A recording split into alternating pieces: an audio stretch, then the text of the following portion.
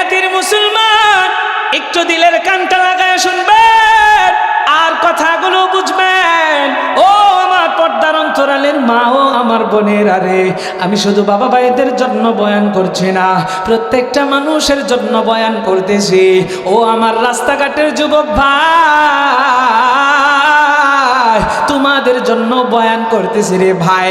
যদি প্যান্ডেলে আসতে মনে না চায়, রাস্তার ভিতরে বৈশা বৈশা কথাগুলো শোনো, কি বলি শোনো।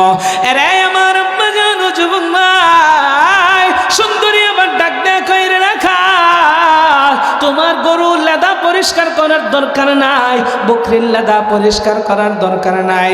চলো চলো চলো, এখনই তোমার কাছে আমি বিয়া বলবো।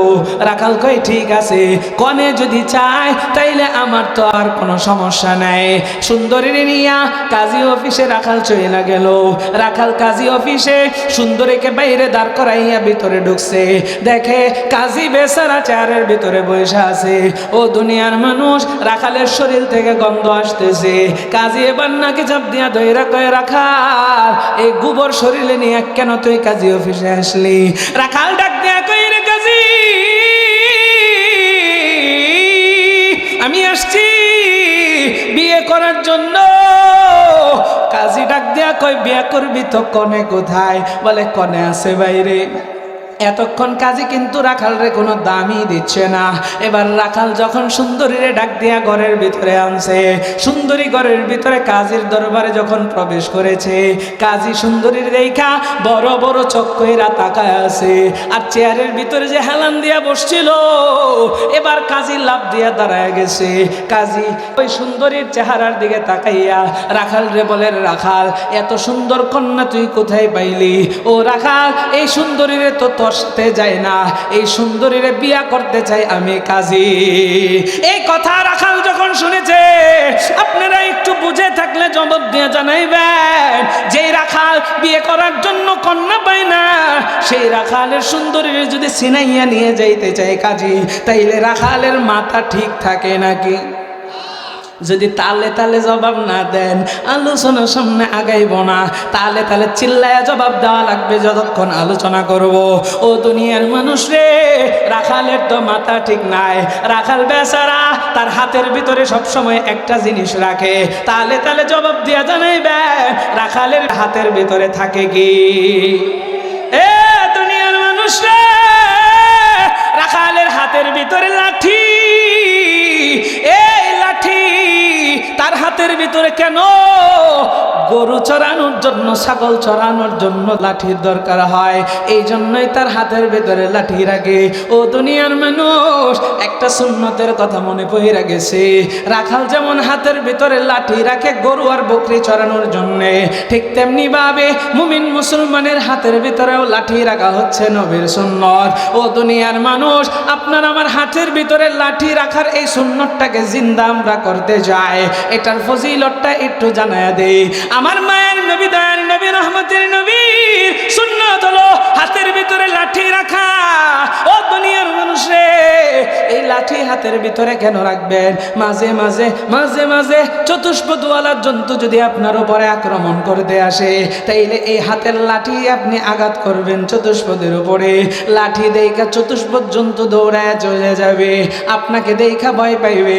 ঠিক তেমনি ভাবে কোন শয়তান মানুষরূপী চতুষ্পদ জন্তু যদি আপনার সাথে কোনো বেঈমানি করার চেষ্টা করে, তাইলে মুসলমানের হাতের ভিতরে লাঠি দেখলে ওই শয়তানটাও ভয় পাবে।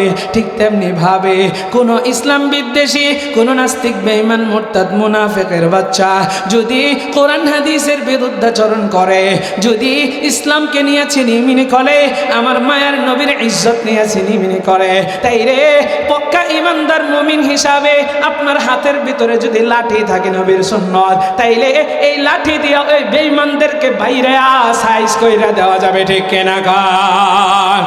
আল কোরআনের সৈনিক আমি, নেই তো পরাজয়, এক আল্লাহর গোলাম আমি, এই তো পরিচয় আমার, এই তো পরিচয়। ঠিক না? আল কোরআনের সৈনিক আমি, নেই তো পরাজয়, এক আল্লাহর গোলাম আমি, এই তো পরিচয় আমার, এই তো পরিচয়। এই পৃথিবীর সবই নকল, ও আসল কিছুই নয়, এক আল্লাহর গোলাম আমি, এই তো পরিচয় আমার, এই তো পরিচয়। কোরআন হাদিস শাসনতন্ত্র রাসূল আমার নেতা, উৎসাহ মোর চিরম্লান ইতিহাস বীর গাথা, ঠিক না?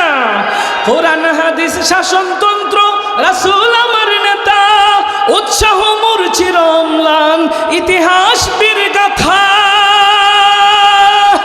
আমার এই দিলেতে আল্লাহ ছাড়া, আল্লাহ ছাড়া এই দিলেতে নাই যে কারো ভয়, এক আল্লাহর গোলাম আমি, এই তো পরিচয় আমার, এই তো পরিচয়। আল কোরআনের সৈনিক আমি, নেই তো পরাজয়, এক আল্লাহর গোলাম আমি, এই তো পরিচয় আমার, এই তো পরিচয়। এই পৃথিবীর সবই নকল, ওই পৃথিবীর সবই নকল, আসল কিছুই নয়, এক আল্লাহর গোলাম আমি, এই তো পরিচয়। লিল্লাহি তাকবীর। আল্লাহ আমাদের সবাইকে কবুল করুক, জোরে গান আমিন। সম্মানিত হাজিরিন, আমি আপনাদের সামনে অল্প সময়, সংক্ষিপ্ত সময়, বেশি আপনাদেরকে কষ্ট দিব না, অল্প কিছু কথা বলবো, কিছু আমল দিব, তারপরে ইনশাআল্লাহ আখেরি মুনাজাতের মাধ্যমে দোয়া দিয়ে দিব। তাহলে আপনারা কিছুক্ষণ থাকতে পারবেন তো ইনশাআল্লাহ? আমি আপনাদের সামনে পবিত্র কোরআনের একটি আয়াতে কারিমার অংশ বিশেষ তিলাওয়াত করেছি। সরকারে দো আলম নবীর অসংখ্য অগণিত হাদিসে বাণী থেকে আপনাদের সামনে দুইটি হাদিস আমি পাঠ করেছি। রব্বে কাবা আমাকে যতটুকু তৌফিক দান করেন, ইনশাআল্লাহ সুম্মা ইনশাআল্লাহ আপনাদের সামনে অল্প সময়ে গুরুত্বপূর্ণ কিছু কথা বলার চেষ্টা করব। সম্মানিত হাজিরিন, আমি আপনাদেরকে প্রশ্ন করতে চাই, বলেন তো দেখি, আমাদের এই এলাকার ভিতরে আজকে যে এই চমৎকার একটা আয়োজন হচ্ছে এই মাদ্রাসার উদ্যোগে, এই আয়োজনটা পেয়ে আপনারা খুশি না বেজা? খুশির আওয়াজ কি আসতে হয় না জোরে হয়? জোরে বলেন, খুশি নাকি বেজা? তাইলে দেখেন, এই মজলিসগুলোতে সবাই আসতে পারে না, কারণ সবার ভাগ্য হয় না, সবাই সময় পায় না, সময় পেলেও অযথায় অনেকে সময়টাকে নষ্ট করে। অন্ধকার এই দুনিয়ার পিছনে আমরা এমনভাবে বেহুশের মতো ঘুরতেছি, আমার আপনার সময়টা যে অতিবাহিত হয়ে যাচ্ছে এই খবরও আমাদের অনেকের নেই। কিন্তু সময় বড় দামি জিনিস, এই সময় হারায়া আফসোস করলে কোনো লাভ নেই। নবী বলেন, আদ-দুনিয়া মাজরাআতুল আখিরা, এই দুনিয়া হচ্ছে আখিরাতের ক্ষেত স্বরূপ। আপনি আমি রিজিকের জন্য বা খাবারের জন্য আমরা ফসলাদি উৎপাদন করি, আমরা চাষবাস করি, চাকরি বাকরি করি, এক একজন এক এক কাজ করি। তো কাজ করার পরে আমার আপনার রিজিকের ব্যবস্থা হয়। তাহলে দেখেন, রিজিকের জন্য আমরা কাজকর্ম করে ফসলাদি উৎপাদন করে যেরকম আমরা আমাদের রিজিকের জন্য টাকা পয়সা ইনকাম করি, ঠিক তদ্রূপ আল্লাহর নবী বলেন এই দুনিয়াটা হচ্ছে আখিরাতের ক্ষেত স্বরূপ। মানে দুনিয়াটা তুমি ক্ষেত পেয়েছো, এখানেই তুমি আখিরাতের জন্য চাষ করবা, অর্থাৎ দুনিয়াতেই আপনি আখিরাতের জন্য নেক আমল অর্জন করবেন, মরার পরে আর নেক আমল অর্জন করার কোনো সুযোগ থাকবে। তাহলে এই সময়টা বড় দামি। আমরা আজকে হেলায় খেলায় সময় কাটায় দিই। আমাদের এই যে মাহফিলটা হচ্ছে, কত মানুষ রাস্তায় কিন্তু ঘোরাফেরা করতেছে, মানে তারা সময়ের মূল্য দিচ্ছে না। আমি আপনাদেরকে উদাহরণস্বরূপ বোঝাই আমি আমার মূল আলোচনায় ঢুকে যাব। গ্রামের ভিতরে রাখাল থাকে, রাখাল আপনারা চিনেন না? রাখাল, তা আগের যুগে এক রাখাল ছিল। ওই রাখাল সে বকরি চড়াইতো, গরু চড়াইতো, খুব গরিব ছিল। গরিব থাকার কারণে রাখালের বয়স হয়ে যাওয়ার পরেও সে বিয়ে শাদী করতে পারতেছে, মানে কেউ তার কাছে মেয়ে দিতে চায় না। তো সম্মানিত হাজিরিন, আমাদের বর্তমান সময়েও রাখাল আছে, কিন্তু গরিব না। যার যত বেশি ছাগল বকরি গরু আছে সে তত বড় লোক। কারণ গরু ছাগল যার যত বেশি তার টাকাও তত বেশি। তাহলে আগের রাখাল আর বর্তমান রাখালের ভিতরেও পার্থক্য আছে না নাই? তাদের টাকা ছিল না, গরিব, যার ফলে তার কাছে মেয়ে দিতে চায় না। তো ওই এলাকার ভিতরে সবচাইতে সুন্দরী একজন নারী ছিল। তো এলাকার ভিতরে যদি সুন্দরী নারী থাকে তার তো প্রস্তাবের অভাব হয় না। এলাকার পোলাবানরাও তার পিছনে সিরিয়াল লাগায় যদি একটু পড়াইতে পারে আর কি। সম্মানিত হাজিরিন, তো ওই এলাকার সুন্দরীর কাছে প্রস্তাব আসে প্রত্যাখ্যান করে দেয়, কত পুরুষকে ঝুলায় রাখছে, কেউ তার দ্বারে কাছে যাইতে পারে না। এরকম একজন সুন্দরী রাখালের কাছে একদিন আইসা বলে, রাখাল। রাখাল তার দিকে তাকাইছে, হাই হাই, এলাকার সবচাইতে সুন্দরী আমার কাছে আসছে। হ্যাঁ বলেন। আচ্ছা তুমি কি বিয়ে করবা না? হ্যাঁ করবো। তো করো না কেন? মেয়ে পায় না।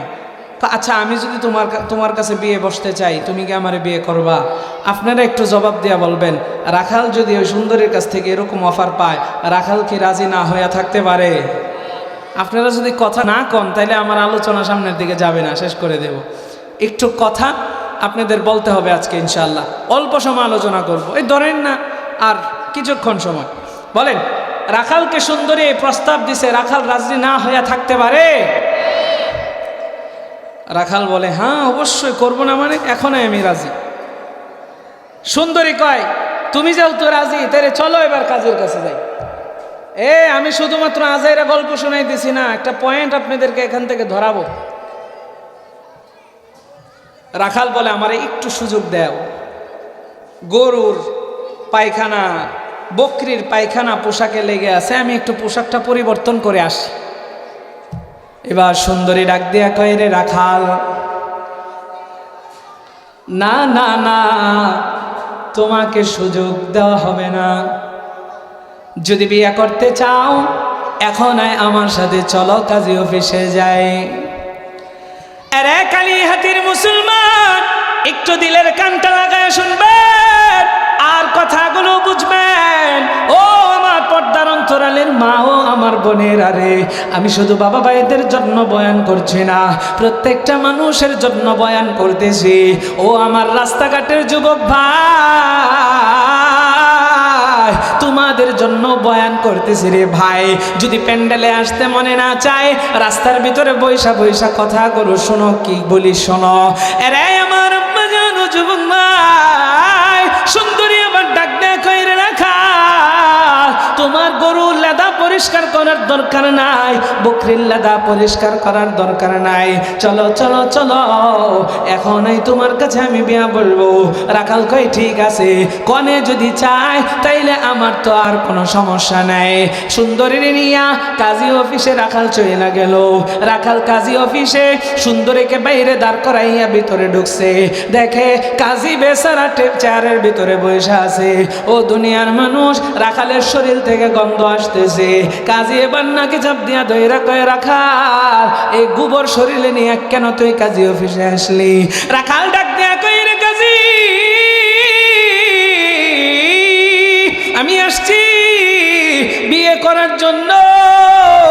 কাজী ডাক দিয়া কয়, বিয়ে করবি তো কনে কোথায়? বলে, কনে আছে বাইরে। এতক্ষণ কাজী কিন্তু রাখালরে কোনো দামই দিচ্ছে না।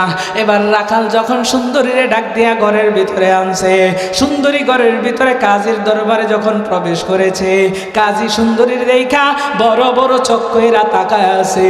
আর চেয়ারের ভিতরে যে হেলান দিয়া বসছিল, এবার কাজী লাভ দিয়া দাঁড়ায় গেছে।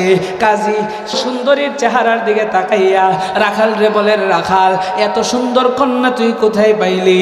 ও রাখাল, এই সুন্দরীরে তো তোর সাথে যায় না, এই সুন্দরীরে বিয়া করতে চাই আমি কাজী। এই কথা রাখাল যখন শুনেছে, আপনারা একটু বুঝে থাকলে জবাব দিয়ে জানাইবেন, যে রাখাল বিয়ে করার জন্য কন্যা পায় না, সেই রাখালের সুন্দরীরে যদি সিনাইয়া নিয়ে যাইতে চায় কাজী, তাইলে রাখালের মাথা ঠিক থাকে নাকি? যদি তালে তালে জবাব না দেন, আলোচনার সামনে আগাইব না। তালে তালে চিল্লায়া জবাব দেওয়া লাগবে যতক্ষণ আলোচনা করব। ও দুনিয়ার মানুষ রে, রাখালের তো মাথা ঠিক নাই। রাখাল বেচারা তার হাতের ভিতরে সবসময় একটা জিনিস রাখে, তালে তালে জবাব দিয়া জানাইবেন, রাখালের হাতের ভিতরে থাকে কি? এ দুনিয়ার মানুষ রে, রাখালের হাতের ভিতরে লাঠি। এই লাঠি তার হাতের ভিতরে কেন? গরু চড়ানোর জন্য, ছাগল চড়ানোর জন্য লাঠির দরকার হয়। এই জন্যই তার হাতের ভেতরে লাঠি রাখে। ও দুনিয়ার মানুষ, একটা সুন্নতের কথা মনে পড়ে গেছে। রাখাল যেমন হাতের ভিতরে লাঠি রাখে গরু আর বকরি চড়ানোর জন্য, ঠিক তেমনি ভাবে মুমিন মুসলমানের হাতের ভিতরেও লাঠি রাখা হচ্ছে নবীর সুন্নত। ও দুনিয়ার মানুষ, আপনার আমার হাতের ভিতরে লাঠি রাখার এই সুন্নতটাকে জিন্দা আমরা করতে যাই। এটার ফজিলতটা একটু জানায়া দেই। আমার মায়ের নবী, দয়ার নবী, রহমতের নবীর সুন্নত হলো হাতের ভিতরে লাঠি রাখা। ও দুনিয়ার মানুষে, এই লাঠি হাতের ভিতরে কেন রাখবেন? মাঝে মাঝে মাঝে মাঝে চতুষ্পদওয়ালা জন্তু যদি আপনার উপরে আক্রমণ করতে আসে, তাইলে এই হাতের লাঠি আপনি আঘাত করবেন চতুষ্পদের উপরে। লাঠি দেখা চতুষ্পদ জন্তু দৌড়ায় চলে যাবে, আপনাকে দেখা ভয় পাইবে। ঠিক তেমনি ভাবে কোন শয়তান মানুষরূপী চতুষ্পদ জন্তু যদি আপনার সাথে কোনো বেঈমানি করার চেষ্টা করে, তাইলে মুসলমানের হাতের ভিতরে লাঠি দেখলে ওই শয়তানটাও ভয় পাবে। ঠিক তেমনি ভাবে কোন ইসলাম বিদ্বেষী, কোন নাস্তিক, বেঈমান, মুরতাদ, মুনাফিকের বাচ্চা যদি কোরআন হাদিসের বিরুদ্ধাচরণ করে, যদি ইসলামকে নিয়ে ছিনিমিনি করে, আমার মায়ের নবীর ইজ্জত নিয়ে ছিনিমিনি করে, তাইলে পক্কা ইমানদার মুমিন হিসাবে আপনার হাতের ভিতরে যদি লাঠি থাকে নবীর সুন্নত, তাইলে এই লাঠি দিয়া ওই বেঈমানদেরকে বাইরে সাইজ কইরা দেওয়া যাবে। ঠিক কেনা গান? এরে আমার আব্বা জানো জুমা, ওই রাখালের হাতের ভিতরে লাঠি, রাখালের মাথা ঠিক নাই, হাতের লাঠি দিয়া এমন জোরে কাজীর এক বাড়ি মারছে, কাজী সাহেব উল্টা যায় চেয়ার থেকে পইরা গেছে। ও দুনিয়ার মানুষ, কাজীর উঠছে চরম পর্যায়ের রাগ। কাজী দৌড়াইয়া গেছে পুলিশের কাছে রাখালের নামে নালিশ করতে। জবাব দিয়া বলবেন কার কাছে গেছে? পুলিশের কাছে। পুলিশ দুপুরবেলা খানাটা খাইয়া, হ্যাঁ, থানার ভিতরে চেয়ারের ভিতরে পায়ের উপরে পা তুইলা দাঁত খিলাল করে খুব বিশ্রাম নিতেছে। এমন সময় যখন কাজী আসছে, কাজীরে দেখো, কিরে তোর কাম হলো বিয়া শাদি পড়াইবি, তুই আমার এখানে কি করস, বল কি বলবি? কাজী আবার কান্দতেছে। কান্দস কে? কান্দতেছি ওই যে দেখো রাখাল, এই রাখাল আমারে মারছে। কি কস? রাখাল গরিব মানুষ, গরু চড়া বকরি চড়া, আবার তোরে মারে কেমনে? আচ্ছা কাহিনী কি বল? সম্পূর্ণ কাহিনী তো আমার জানা দরকার, নালে তো আমি এটা সমাধান দিতে পারবো না। তার নামে মামলা করতে আসছি। কি হয়েছে? এবার রাখালায় ডাক দিয়া কয়, পুলিশ সাহেব দাঁড়ান, আমার কথা শুনেন, ও আপনার সত্যটা বলবে না। আমি গেছিলাম তার কাছে বিয়ে করার জন্য পাত্রী নিয়া। এই কথা যখন বলছে, তখন ওই পুলিশ বলতেছে দাঁড়া, পাত্রী কো? তখন রাখাল বলতেছে বাইরে, ডাক দি। পাত্রীর এবার ডাক দিছে। পুলিশের সামনে যখন পাত্রী আসছে, পাত্রী তো বড় সুন্দরী। এই সুন্দরীর পুলিশ বেচারা দেখা চেয়ারে যে বসে আছেন, চেয়ার থেকে লাভ দিয়ে ওইটা, হ্যাঁ বড় বড় চোখ করে তাকায় থাকে। ও কাহিনী নেই এটা। তাহলে এই রাখাল, তুই তৈলে রাখাল মানুষ, তুই এই সুন্দরীর ফাইলি কই? এটার যোগ্য তুই না। ও কাজী, তুই হাফ সরকারি চাকরি করস, তুইও এই মেয়ের যোগ্য না। আমি হইলাম ফুল সরকারি চাকরি করি, পুলিশ। এই সুন্দরীরা আমি নিতে চাই, সুন্দরীর কর্ম আমি বিয়া। এখন রাখালেরও মাথা ঠিক নাই, কাজীরও মাথা ঠিক নাই, তিনজন লাগছে মারামারি। একটা ফেস লাগছে নি? এই জোরে এখন লাগছে নি? তাহলে এই ফেস ছুটানোর দরকার আছে না নাই? সুন্দরী এবার সামনে আয়া কয় দাঁড়াও, আর কত করবা মারামারি? এ রাখাল, এ পুলিশ। সুন্দরী বলতেছে তোমাদের ভিতরে একটা প্রতিযোগিতা লাগাই, আমি দৌড়াইয়া যাব, কিছুক্ষণ পরে তোমরা আমার পিছনে দৌড়াইবা, যে আমারে আগে ধরবা আমি তার কাছেই বিয়ে বসবো। এই কথা শোনার পরে তিনজনের ভিতরে খুশি কে বেশি কন্ত? রাখাল মনে তো আমি পাবো। গরু ছাগলের পিছনে সারাদিন যেই পরিমাণ দৌড়ায়, আর পুলিশেরও তো একটু খুশি হওয়ার বিষয়, পুলিশও তো আসামির পিছনে দৌড়ায়। কিন্তু বর্তমান পুলিশরা আসলে পেট মোড়া বানায় লাইছে, আর দৌড়াইতে পারে না আর কি। এই জন্য আগে জিজ্ঞাসা করে রয়েছে পুলিশ টুলিশ আছে নি এলাকায়। অনেক সব পুলিশ অফিসার আছে আলহামদুলিল্লাহ, আমাদের চোখে পড়ে। রাত্রে রাস্তাঘাটে চলি, অনেক পুলিশ অফিসার আমরা বিপদে পড়লে বাঁচায়। আবার কিছু পুলিশ অফিসার, এমন একজন পুলিশের কাছে আমিও পড়ছিলাম, 2-3 জন এরকম আমার কাছ থেকে হাদিয়া আর কি নিয়েছে একটু, বুঝেন নাই? তো যাই হোক, তো দেখেন পুলিশ সেও আসামির পিছনে দৌড়াও, ও মনে মনে একটু খুশি যে না আমি দৌড়াই, আমিও ধরতে পারবো। কাজী বেচারা পড়ছে বিপদ, আমি তো আর দৌড়াই না, খাতা নিয়ে আস্তে আস্তে যাই যায় দাওয়াত টাওয়াত খাইয়া বিয়ে সাদি পড়ায় আছে, কাজীর মন খারাপ।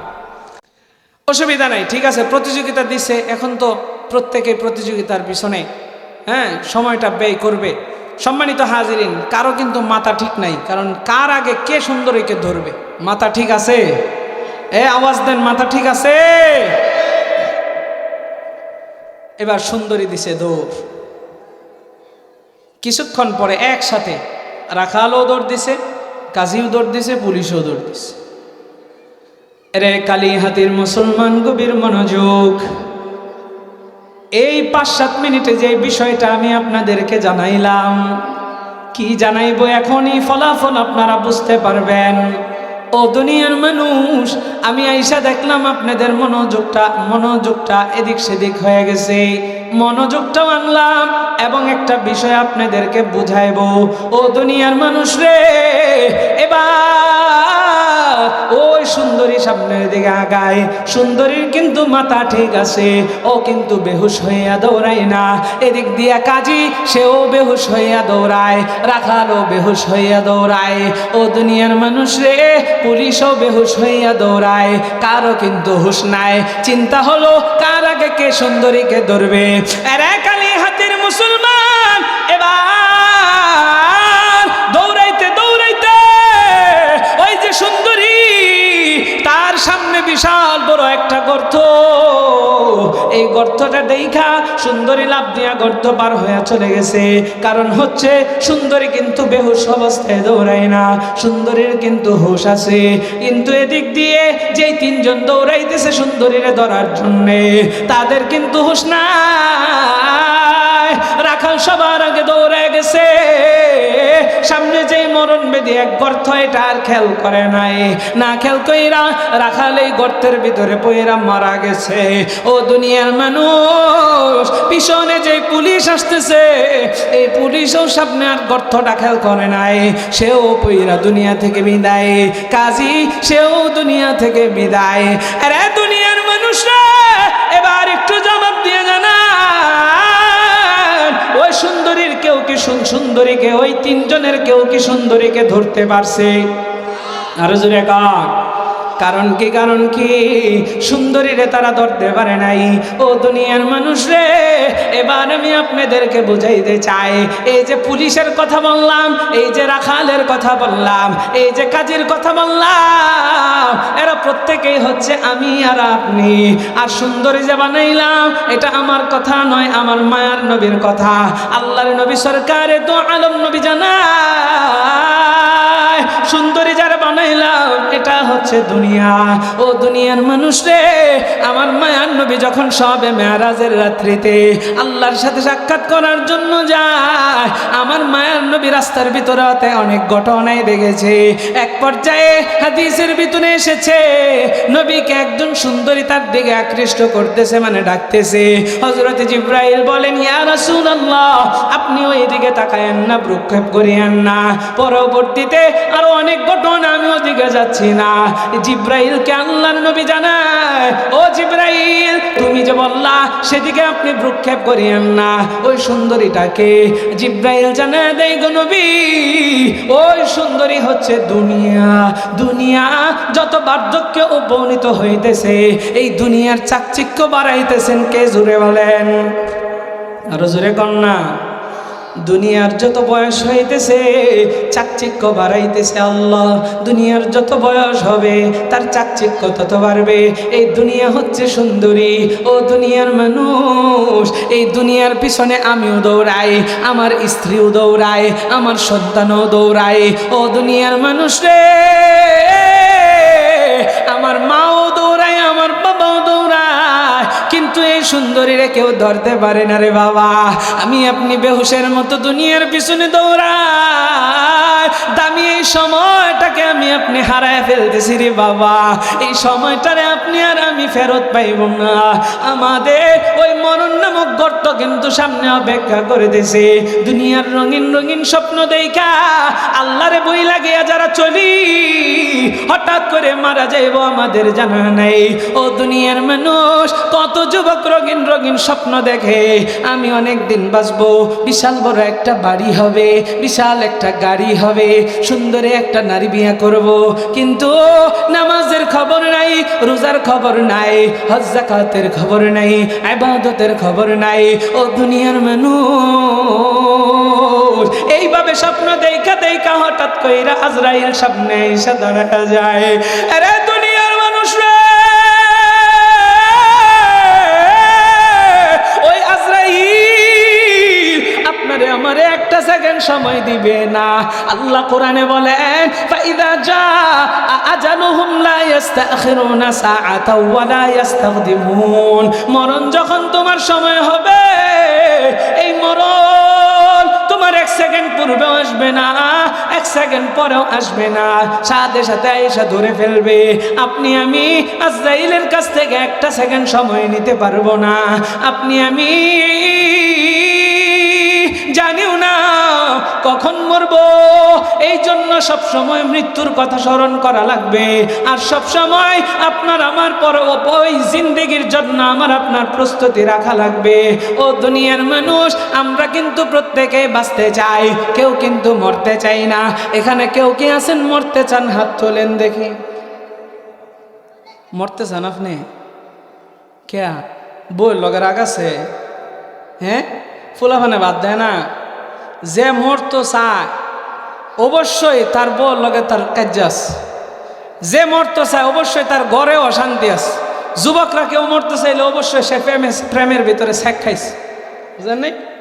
কেউ মরতে চায় না, বাঁচতে চায়। আরে আমি দেখছি আমার দাদিরে 102-5 বছর বয়স, আমাদের এলাকায় আরেকজন বুড়া মহিলা, আমার দাদি তার কাছে যাইতো পানি পরা আনার লাগে, তেল পরা আনার লাগে। দাদিরে জিজ্ঞানো হয়েছে, আপনি পানি পরা তেল পরার লাগে যান কে? যদি হ্যাঁ একটু ফুটো দেয় তাহলে আমিও যদি একটু বেশি হায়াত পাই। বুঝেন নাই? মানে বাঁচতে চায়, কেউ কি না মরতে চায় না। যারা মরতে চায় ওই যে ওই সমস্যাটি অবশ্যই আছে, খুঁজে দেখেন। সম্মানিত হাজিরিন, মরণ থেকে পালাইলে লাভ নাই। আল্লাহ বলেন, কুল ইন্নাল মাউতাল্লাযী তাফিররুন, কুল ইন্নাল মাউতাল্লাযী তাফিররুন মিনহু ফাইন্নাহু মুলাকীকুম সুম্মা তুরদ্দুনা ইলা আলিমিল গায়ব, ইলা আলিমিল গায়বি ওয়াশ শাহাদা। আল্লাহ কোরআনে হাকিমের ভিতরে জানায় দেয়, কুল ইন্নাল মাউতাল্লাযী তাফিরুন। ও দুনিয়ার মানুষ, প্রত্যেকেই মরণ থেকে পালাইতে চায়, কিন্তু আমি আপনি মরণ থেকে পালাইলে কোনো লাভ হবে না। ফাইন্নাহু মুলাকীকুম, এই মরণই আমাকে আপনাকে আঁকড়ায়া ধরবে, এই মরণই আঞ্জা দিয়া ধরবে। অথচ আমার আপনার খবর নাই। মরণ নামক এই ব্যাধিটা আমার আপনার সামনে যখন আসবে, দুনিয়ার মানুষ রে, এই জন্য যেহেতু সত্য মরতেই হবে, তাইলে আমাদের প্রত্যেকের আমলটা এখনই সাজানো লাগবে। আল্লাহর নবী সরকারের দোয়ালম নবী হাদিসের ভিতরে জানায় দেয়, আল কাইয়াসু মান দানা নাফসাহু আমিলা লিমা বাদাল মাউত। জ্ঞানী তো সেই ব্যক্তি, যেই ব্যক্তি মৃত্যুর পরবর্তী জীবনের জন্য নেক আমল করলো। আল্লাহর নবী সেই ব্যক্তিকে জ্ঞানী বলেছেন। আরে দুনিয়ার মানুষ রে, এই হাদিসের একটু বিপরীতে আমরা বলি, যেই ব্যক্তি মৃত্যুর পরবর্তী জীবনের জন্য নেক আমল করলো না, সেই ব্যক্তিটা বড় মূর্খ। ও দুনিয়ার মানুষ, নবী বলেন জ্ঞানী সেই ব্যক্তি, যেই ব্যক্তি মৃত্যুর পরবর্তী জীবনের জন্য আমল করলো। আর যেই ব্যক্তি মৃত্যুর পরবর্তী জীবনের জন্য আমল করলো না, সেই ব্যক্তি জ্ঞানী না, মানে সেই ব্যক্তি মূর্খ। এবার একটু আমি জানতে চাই, আমরা জ্ঞানী হতে চাই কি চাই না? আরে দুনিয়ার মানুষ, যদি জ্ঞানী হতেই চাই, এখন আমার আপনার আমল করা লাগবে। ও দুনিয়ার মানুষ রে, আমল ছাড়া আপনার আমার কোনো মূল্য নাই। দুনিয়াতে টাকা ছাড়া যেরকম কারো সম্মান নাই, দাম নাই। টাকা আছে তো সম্মান আছে, টাকা নাই তো কিন্তু সম্মান নাই। কবরেও আমল ছাড়া কোনো সম্মান থাকবে না। আমল আছে তো আপনার দাম আছে, আমল নাই তো আপনার চাইরানার বেলও নাই। ও দুনিয়ার মানুষ,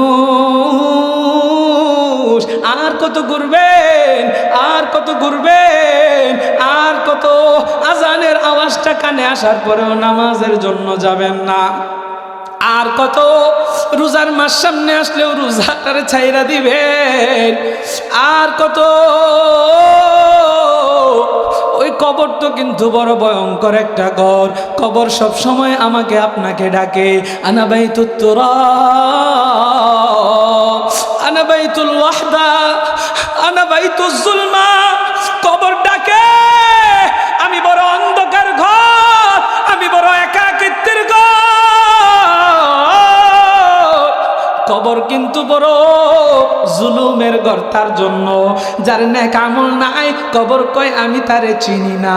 নেক আমল আছে তো আমার কাছে সম্মান আছে, দাম আছে। নেক আমল নিয়ে যদি কবরে যায় তাইলে আপনার আমার কবরটা হবে জান্নাতের বাগান। জুড়ে কোন সুবহানাল্লাহ।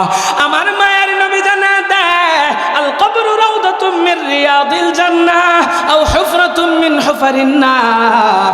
কবর কারো জন্য হবে জান্নাতের বাগান, আবার কারো জন্য হবে জাহান্নামের গর্ত। ও দুনিয়ার মানুষ, এবার আমি আপনাদেরকে যেই নেক আমলগুলো দিতে চাই, এই নেক আমলের কথা জানাইতে চাই। আমলগুলো দিব, মনোযোগ দিয়ে শুনবেন আর আমল করার চেষ্টা করবেন। আল্লাহ আমার আপনার সম্মান বাড়াইছেন, আপনার আমার সময়ের মূল্য বাড়াইছেন।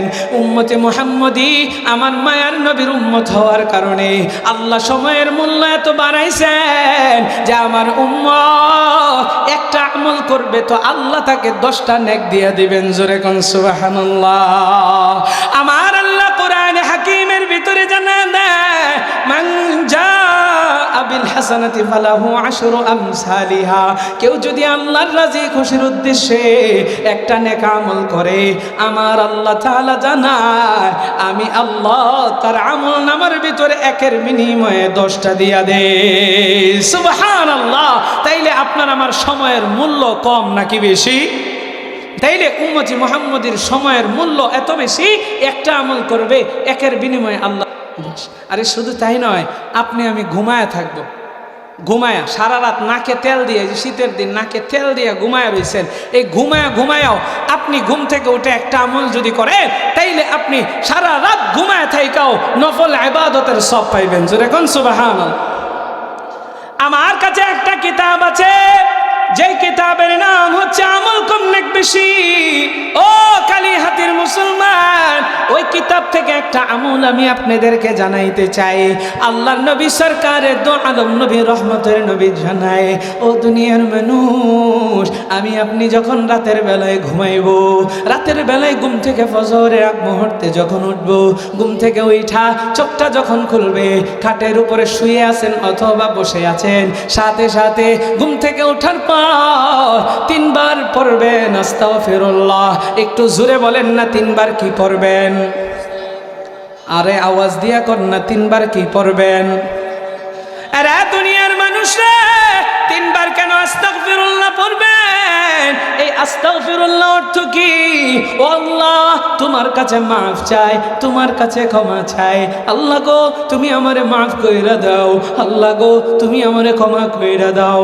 রাতের বেলায় ঘুমাইছেন, আপনি তো কোনো গুনাহ করেন নাই, তাইলে ঘুম থেকে ওইটা কেন আস্তাগফিরুল্লাহ পড়বেন? নবী আমার জানায়, এই যে আপনি রাতের বেলা ঘুমাইলেন, উচিত ছিল রাতের বেলায় নামাজ পড়ার। ও দুনিয়ার মানুষ, এই রাতটাকে অবশ্যই আল্লাহ আমার আপনার ঘুমের জন্যই দিয়েছেন। আল্লাহ তাআলা সূরা নাবার ভিতরে চমৎকার করে প্রশ্নবোধক দিয়ে দিয়ে আল্লাহ আমারে আপনাকে জানাইছেন, আপনাকে আমাকে আল্লাহ প্রশ্ন করেছেন, আলাম নাজআলিল আরদা মিহাদা ওয়াল জিবালা আওতাদা ওয়া খালাকনাকুম আজওয়াজা ওয়া জাআলনা নাওমাকুম সুবাতা ওয়া জাআলনাল লাইলা লিবাসা ওয়া জাআলনান নাহারা মাআশা। আরে দুনিয়ার মানুষ রে, ওয়া জাআলনা নাওমাকুম সুবাতা, আমার আল্লাহ সূরা নাবার ভিতরে জানায়, ও দুনিয়ার মানুষ, এই রাতটাকে আমার আপনার জন্য আল্লাহ আল্লাহ ঘুম নামক নিয়ামতটাকে দিয়েছেন, রাতের বেলায় ঘুমানোর জন্য দিয়েছেন। তাইলে এই রাতের বেলায় কেন নামাজ পড়বো? কারণ হচ্ছে এই রাতটা আল্লাহ আপনাকে আমাকে ঘুমানোর জন্য দিয়েছেন, কিন্তু এই রাতের বেলায় আমার আল্লাহ বান্দার কাছাকাছি চলে আসে, প্রথম আসমানে চলে আসে আর বান্দারে ডাকে, কে আছো আমার কাছে আজকে চাইবা, আমি তার চাওয়া পূরণ করব। কে আছো আমাকে ডাকবা, আমি তার ডাকে সাড়া দিয়ে দিব। কে আছো আমার কাছে মাফ চাইবা, আমি তারে মাফ করে দেব। জোরে কোন সুবহানাল্লাহ। আরে দুনিয়ার মানুষ রে, এই রাতের বেলায় আপনি আরামের ঘুমটাকে হারাম করিয়া যদি আল্লাহর কুদরতে পায়ে সেজদা দেন, আল্লাহর নবী জানায় এই নামাজের মাধ্যমে বান্দা আল্লাহর কাছাকাছি হইতে পারে, আল্লাহর নিকটবর্তী হইতে পারে। নবী আমার জানায় আকরাবু মা ইয়াকুনুল আবদু মির রাব্বিহি ওয়া হুয়া সাজিদ। বান্দা যদি তুমি তোমার রবের নিকটবর্তী হইতে চাও, রবের সাথে যদি সুসম্পর্ক লাগাইতে চাও, তাইলে নামাজের মাধ্যমে লাগাইতে পারবা। এই জন্য আপনি আমি যদি আল্লাহর সাথে সুসম্পর্ক করতে চাই, এই নামাজের মাধ্যমে করতে পারবো। ও দুনিয়ার মানুষ, ওই যে রাতটা আল্লাহ দিয়েছেন, এই রাতের বেলায় গোটা দুনিয়ার মানুষ ঘুমায়, কিন্তু যে বান্দা আরামের ঘুমটাকে হারাম করিয়া রবের ইবাদতে মগ্ন থাকে, রবের কুদরতি পায়ে সিজদা দেয়, কোরআন হাদিসের বয়ান শুনে, কোরআন হাদিসের আলোচনা শুনে, আমার আল্লাহ এত খুশি হয়, এত খুশি হয়। এই ইবাদতটা হতে পারে আমার আল্লাহ এই ইবাদতকে নাজাতের জরিয়া হিসাবে কবুল করে নেবেন। জোরে কান সুবহানাল্লাহ। এরে দুনিয়ার মানুষ রে, এই রাতের বেলায় উচিত ছিল রবের কুদরতি পায়ে সিজদা দেওয়ার জন্য, কিন্তু আপনি আমি যে নামাজ পড়ি নাই, আপনি আমি যে আল্লাহর কুদরতি পায়ে সিজদা দেই নাই, রাতের বেলায় ঘুমাইছি, এই জন্য আপনি আল্লাহর কাছে মাফ চাইতেছে। আস্তাগফিরুল্লাহ, ও আল্লাহ তোমার কাছে মাফ চাই, তোমার কাছে ক্ষমা চাই, তোমার কাছে মাফ চাই। আস্তাগফিরুল্লাহ পড়বেন 3 বার। এবার আসেন দ্বিতীয় নম্বরে পড়বেন 3 বার আল্লাহু আকবার। একটু আওয়াজ করে বলেন না 3 বার কি পড়বেন? আরে ইমানের পাওয়ার দিয়া কর না, কি পড়বেন? এর একালি হাতের মুসলমান 3 বার আল্লাহু আকবার পড়বেন। এই 3 বার আল্লাহু আকবার কেন পড়বেন? আল্লাহর বরত্বের স্লোগান দিবেন, আল্লাহ তুমি বড়, ও আল্লাহ তুমি বড়, আল্লাহর চাইতে বড় কিন্তু আর কেউ নাই। কেন স্লোগান দিবেন? এই রাতের বেলায় ঘুমের ঘুরে কিন্তু কত মানুষ মারা যায়। ও দুনিয়ার মানুষ, সুস্থ মানুষটা রাতের বেলায় ঘুমায় আছে, হঠাৎ করে সকালবেলা দেখা যায় এই মানুষটা দুনিয়াতে নাই, মানুষ ঘুমাইছে, সে কিন্তু মরা অবস্থায় আছে। রূহটা আল্লাহ যদি নিয়ে যায়, তাইলে আপনি আর দুনিয়াতে জাগবেন না, কিন্তু আল্লাহ আমাকে আপনাকে এই সকালটা দেখার যে সুযোগ করে দিয়েছেন, এই জন্য আল্লাহর বরত্বের স্লোগান দেব 3 বার পড়ব। কি জোরে বলে? আরে দুনিয়ার মানুষ রে, এবার 3 নাম্বার ঘুম থেকে ওঠার যে দোয়া আছে, আলহামদুলিল্লাহিল্লাযী আহইয়ানা বা'দামা আমাতানা ওয়া ইলাইহিন নুশুর। এই দোয়াটা পড়বেন একবার। আমার মায়ার নবী, দয়ার নবী, রহমতের নবী জানাই, কেউ যদি এই ছোট্ট আমলটা করতে পারে, তাইলে সারা রাত ঘুমাইবে, এরপরেও আমার আল্লাহ তার আমল নামা সারা রাত নফল নামাজ পড়ার সব আল্লাহ লিখে দিবেন। জোরে কন্যা সুবহানাল্লাহ। আল্লাহ আল্লাহ क्या मुबारक नाम है, अल्लाह अल्लाह मुमिनों का काम है, या इलाही तू मेरा माबूद है, या इलाही तू मेरा मकसूद है, या इलाही तू मेरा गफ्फार है, या इलाही तू मेरा सत्तार है। ইমানের পাওয়ার দিয়া কর না আল্লাহু আকবার। আরে আরো জোরে কর না আল্লাহু আকবার। এ দুনিয়ার মানুষ রে, তাইলে এই সময়টারে কাজে লাগানো লাগবে, হেলাই খেলায় কাটানো যাবে না। কিয়ামতের ময়দানে কঠিন সেই হাসরের দিনে আল্লাহর সামনে কিন্তু দাঁড়ানো লাগবে, এই চিন্তাটা মাথায় রাখবেন।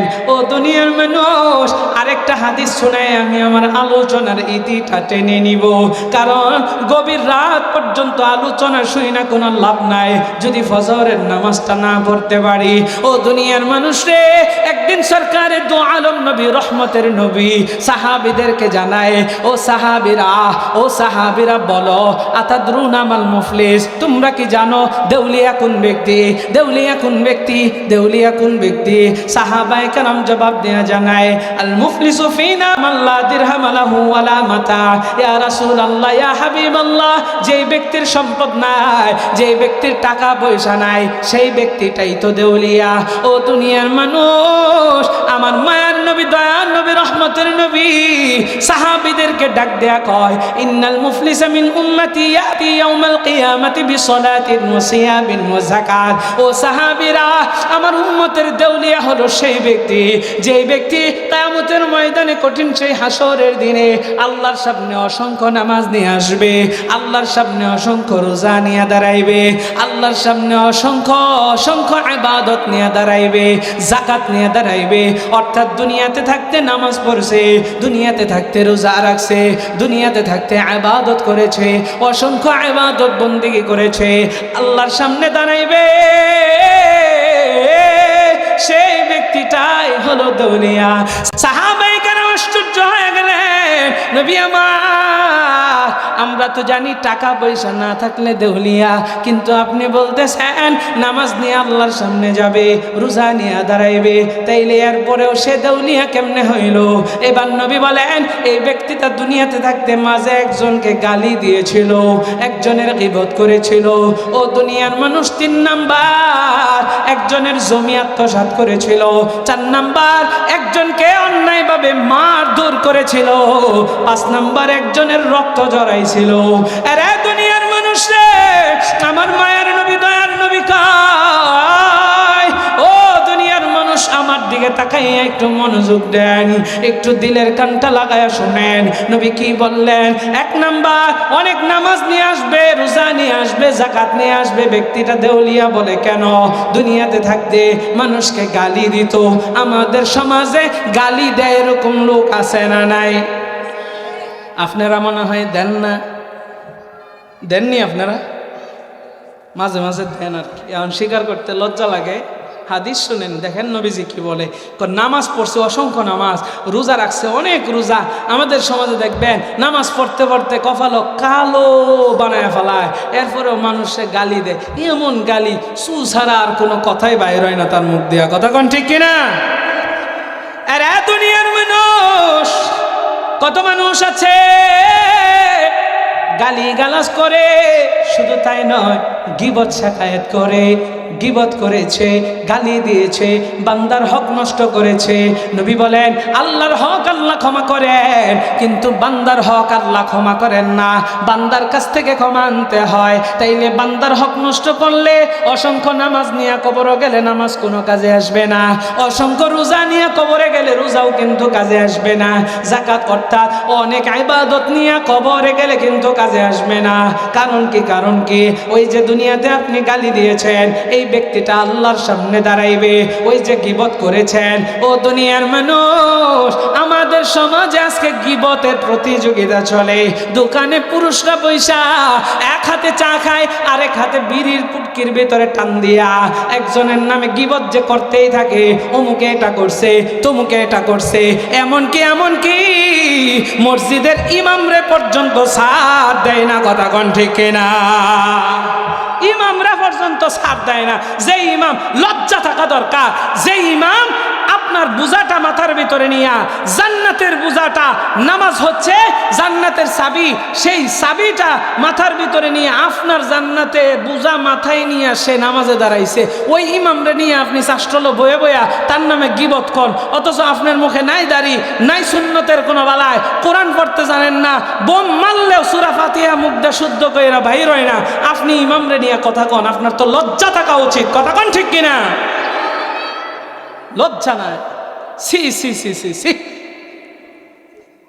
আলেমদেরকে নিয়ে গীবত পর্যন্ত করে।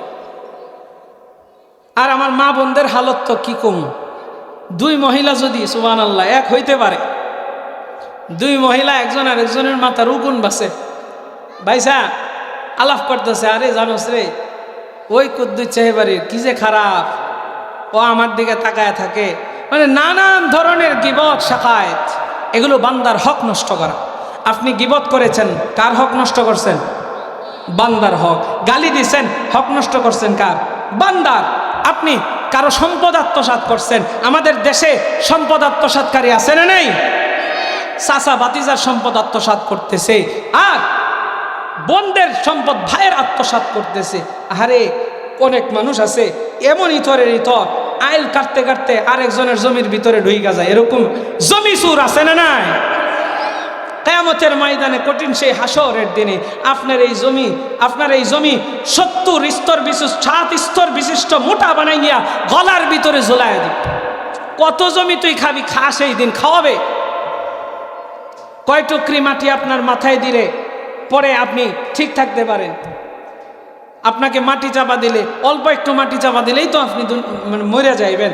কিন্তু কিয়ামতের ময়দানে কতটুক জায়গা আপনি মানুষের আত্মসাৎ করেছেন হিসাব করে করেন, ওই জায়গাটুকু আল্লাহ 7 স্তর বিশিষ্ট মোটা বানিয়ে আপনার উপরে গলার ভিতরে ঝোলায় দেবে। শুধু তাই নয়, এরপরে কি হবে আসতেছে দেখেন। এবার মায়ার নবী, দয়ার নবী, রহমতের নবী জানায়, এই দুনিয়াতে অন্যায়ভাবে একজনকে চর মেরেছে, একজনের রক্ত জড়াইছে। আমাদের সমাজে একজনের একটু পাওয়ার আছে, ক্ষমতা আছে, শরীরে শক্তি আছে, আর একটা দুর্বল মানুষকে পাইলে চর মারে, এরকম আছে না নেই? লাথি মারে। অনেক রিক্সাওয়ালারে আছে ধৈরা মারে, শুধু একটু নেতামি বাবা আছে এলাকার ভিতরে যায় আরেকজনের মায়ের শুরু করে দেয়, এমনকি রক্ত পর্যন্ত ঝরা। শুধু রক্ত জড়ায় তাই নয়, হত্যা পর্যন্ত করে। ইসলামের বিচার হচ্ছে অন্যায়ভাবে কাউকে যদি আপনি কতল করেন তাহলে আপনাকেও হত্যা করা, এটা ইসলামের বিধান। কিন্তু বিচার তো নাই বাংলাদেশ। সম্মানিত হাজিরিন, সিবাবুল মুসলিমি ফুসুক ওয়া কিতালুহুল কুফর, মুসলমানকে গালি দেওয়া ফাসিকি এবং মুসলমানকে হত্যা করা হচ্ছে কুফরি। আমাদের সমাজে অসংখ্য মানুষ আছে মানুষকে হত্যা করে। কিয়ামতের আগ মুহূর্তে একজন আরেকজনকে মাইরা ফেলাইবে। নবীজি কিয়ামতের আলামতগুলো যে বলেছেন তার ভিতরে একটা রয়েছে যে কিয়ামতের আগ মুহূর্তে এক মানুষ আরেক মানুষকে মেরে ফেলবে, বিচার তো থাকবে না। কিন্তু যেই ব্যক্তিটা মারা গেছে সেও জানবে না তারে কেন মারা হয়েছে, আর যে মারতেছে ও জানে না তাকে কেন মারা হয়েছে। এরকম আমাদের সমাজে আছে না নাই? টাকা দিছে, যাও মুখরে মাইরা ফেল, যায় মাইরা ফেল। এটার ঈমান আমল কিচ্ছু নাই, সব শেষ, ধ্বংস হয়ে গেছে। সম্মানিত হাজিরিন, এই যে বান্দার হকগুলো নষ্ট করেছেন, এত নামাজ, রোজা, হজ, যাকাত এত কিছু করার পরেও কাজে আসবে না। কারণ কি? আল্লাহ তাআলা সেই দিন চেয়ারের ভিতরে বসে যাবেন, বিচার করবেন, আল্লাহর কাছে যাই এরা দাঁড়ায় যাবে, আল্লাহ আমাদের বিচার আছে, আমার হক মারছে। আল্লাহ তাআলা ন্যায় বিচারক। দুনিয়ার বিচারকরা ঘুষ দেওয়া যায়, আমার আল্লাহকে কি ঘুষ দেওয়া যাবে? আরে সাক্ষ্য দিয়া বলেন যাবে? আর এক আলী হাতির মুসলমান, আমার আল্লাহ সেই দিন বিচার করবেন, আল্লাহ নেই বিচার করবেন, ইনসাফের বিচার করবেন, কাউকে আল্লাহ ছাড় দিবেন না। ও দুনিয়ার মানুষ, ওই নামাজি ব্যক্তিটা দাঁড়ায় আছে, আর তার সাইড দিয়া যাকে গালি দিয়েছে সেও দাঁড়ানো, যার গীবত করেছে সেও দাঁড়ানো। গীবত করে সম্মান নষ্ট করেছে, এই সম্মান তো ফিরাইয়া দিতে পারবেন না রে বাবা। ইমামের গীবত করেন, ইমামের সম্মান নষ্ট করেন, আরো 10 জনের কাছে গীবত কইরা ইমামের সম্মান তো আর আপনি ফিরাইয়া দিতে পারবেন না। ও দুনিয়ার মানুষ, আলেমদের সাথে সম্পর্ক লাগান, লাভ আছে। দুনিয়াতে যদি আপনি ওয়ারাসাতুল আম্বিয়া, নবীর ওয়ারিসদেরকে এক কাপ চাও খাওয়ান, সেই দিন এটাও কাজে আসবে। কারণ কি? খালেস নিয়তে যদি আপনি একটা আমল করেন, খালেস নিয়তে কেউ যে আমলটা করবে এটার প্রতিদান অবশ্যই পাবে। বুখারী শরীফের 1 নম্বর হাদিসটার বর্ণনাকারী হচ্ছে আমিরুল মুমিনিন, খলিফাতুল মুসলিমিন হযরত ওমর বলেন, নবী আমার বলেছেন, ইন্নামাল আমালু বিন্নিয়াত, সমস্ত আমলের প্রতিদান নিয়তের উপরে নির্ভরশীল। নিয়ত যদি ভালো হয় আপনি অবশ্যই প্রতিদান পাবেন। এই কথাটা নবী বলেছে, আমি ওমর আমার নিজ কানে শুনতে পেয়েছি। জোরে কোন সুবহানাল্লাহ। তাহলে উমর নিজ কানে শুনেছে, নবীজি নিজ জবান দিয়া বলেছে। এখন যদি আপনি খালেস নিয়তে একটা কাজ করেছেন, এটার প্রতিদান যদি আপনি না পান, তাইলে কিন্তু এই হাদিসটা মিথ্যা হয়ে যাবে, নাউযুবিল্লাহ। আর আমার আল্লাহর রসুলকে মিথ্যা সাব্যস্ত করা বা আল্লাহর রসুলের হাদিস মিথ্যা হয়ে যাক, এটা আমার আল্লাহ তাআলা কোনোদিনও চাবেন না। তাইলে আপনি আমি যদি খালেস নিয়তে কোনো আলেমকে এক কাপ চাও খাওয়ায়, আলেমকে যদি কিছু টাকা হাদিয়া দেই, আলমকে একটা পোশাক হাদিয়া দেই, ছাত্রদেরকে যদি আমি একটু খাওয়াই, তারা যদি কোরআন পড়ে, এটা আপনার কিয়ামতে কাজে আসবে। কারণ তারা যদি জান্নাতি হয়ে যায়, জান্নাতে যাওয়ার সময় মনে পড়া যাবে, হাই রে আমি তো নিমুখ হারাম না, জান্নাতি হয়েছি, আমি এই পর্যন্ত যে আসলাম, জান্নাত পর্যন্ত যে আসলাম, আমি কাঠটা খায়া বড় হয়েছিলাম, কে আমারে কি করছে, সব তার মাথার ভিতরে স্মরণ আসবে।